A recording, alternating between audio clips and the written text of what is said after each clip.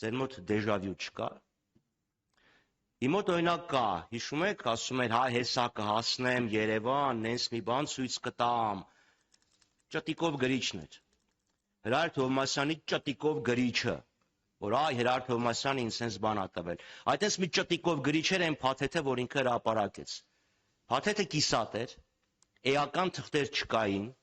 որոնք բանակցային գործընթացի ամբողջականությունը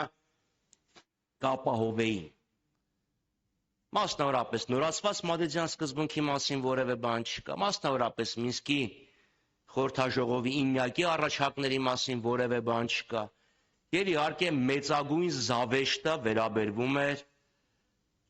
Քիվեստի փաստաթղթին։ Փոխարենը տպում են ինչ-որ մի հատ թղթի կտոր, բառակույտ, որը իբրև թե Նիկոլ Փաշինյանին փոխանցել էր Լեոն Տեր-Պետրոսյանի նախընտրական շտաբը 2008 թվականին։ Հիշեցնեմ, որ Նիկոլ Փաշինյանը հենց այդ նախընտրական շտաբում էր։ Թվագրված 99 թվականով ու վերջ, օրիգինալ չկա, ընդհանրապես ինչ-որ հավաքած մի հատ տեքստ։ Նիկոլ Փաշինյանին ես երկար փորձեցի նույն հարցը տալ։ Վերջը վերջո ինչ է ինքը պատասխանել 2019 թվականի փաստաթղթին։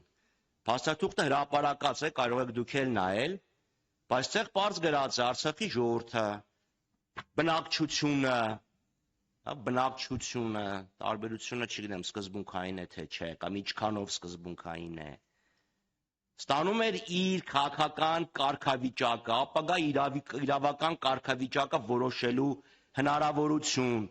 որի օրակարգը որևէ բանով սահմանափակված չէր, որի արդյունքը որևէ մեկը չէր վիճարկելու։ Ստանում էր անցումային կարգավիճակ, որը ապահովում էր բնական կենսագործունեությունը հանրապետության։ Ստանում էր իրավունք մասնակցելու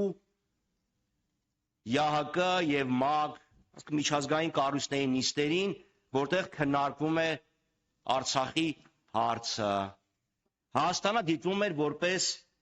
Արցախի անվտանգության երաշխավոր։ Ինչ էր Նիկոլ Փաշինյանի արձագանքը այս թղթին։ Համեմատեք այն իրավիճակը, որը կարող էր ստեղծվել այս թղթով, եթե Նիկոլ Փաշինյանը համաձայնվեր, եւ համեմատեք այն իրավիճակը, որը մենք ունենք այսօր։